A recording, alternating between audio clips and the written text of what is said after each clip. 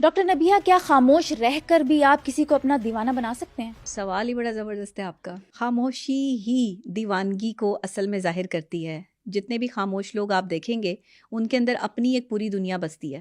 خاموشی کا لیول آتا ہی تب ہے جب انسان یا تو دنیا سے بیزار ہو جاتا ہے یا پھر وہ بہت زیادہ سمجھدار ہو جاتا ہے. خاموشی ایسے ہی آپ کی زندگی میں نہیں آتی. وہ کہتے ہیں نا کہ دل سکون چاہتا ہے جو تیرے سوا کہیں ممکن نہیں. تو وہ صورتحال یہ ہو جاتی ہے کہ آپ کو دل کے سکون کے لیے کبھی کبھی خاموشی اختیار کرنی پڑتی ہے.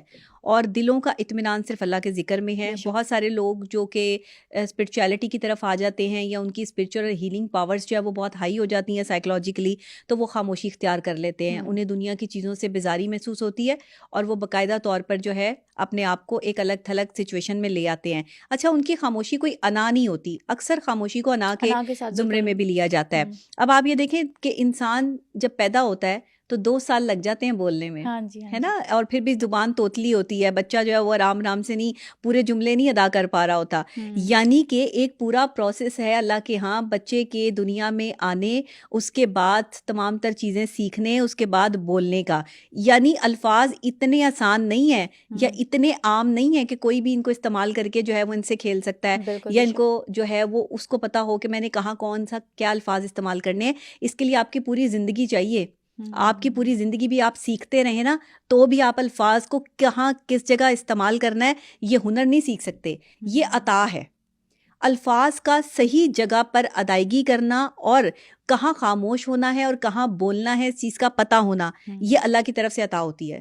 یہ سائیکلوجیکل کوئی ایسا ہمارے پاس جو ہے وہ چیز نہیں ہے کہ جس سے ہم کسی انسان چھڑی کو، نہیں ہے جادو کی. ہاں کوئی جادو کی چھڑی نہیں ہے، کچھ نہیں ہے کہ جس سے ہم ایک انسان کو سمجھا سکیں کہ یہاں خاموش ہونا ہے اور یہاں بات کرنا ہے. اکثر اوقات لوگوں کی خاموشی میں بڑی طاقت ہوتی ہے اور خاموشی طاقت ہی کو ظاہر کرتی ہے. جو لوگ جتنے خاموش ہوتے ہیں نا وہ اتنے طاقتور ہوتے ہیں. کیونکہ ان کی خاموشی میں ان کی طاقت چھپی ہوتی ہے اور وہ کسی خاص اور اہم وقت پہ اپنی طاقت کا استعمال کرتے ہیں. اور جو لوگ بولتے رہتے ہیں نا میں نے یہ بھی کیا، میں یہ بھی کرتا ہوں، مجھے یہ بھی آتا ہے اور میرا یہ لیول ہے، ہر وقت اپنے جو ہے وہ خاندان کی باتیں کرنا، ہر وقت اپنی جو ہے بڑائیاں بیان کرتے رہنا، ہر وقت اپنی اچھائیاں بیان کرتے رہنا، یہ وہ لوگ ہوتے ہیں جو اندر سے کمزور ہوتے ہیں. خاموشی کو کبھی اختیار نہیں کر سکتے.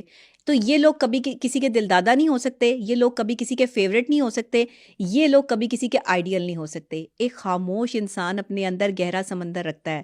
اس کو ٹٹولنے کے لیے دوسرا انسان اس کے قریب جانے کی کوشش کرتا ہے اور اسے جاننے کی کوشش کرتا ہے. دیکھیں کہتے ہیں نا کہ کہہ رہا ہے موج دریا سے سمندر کا سکوت کہ جتنا جو خاموش ہے اتنا ہی وہ گہرا ہے.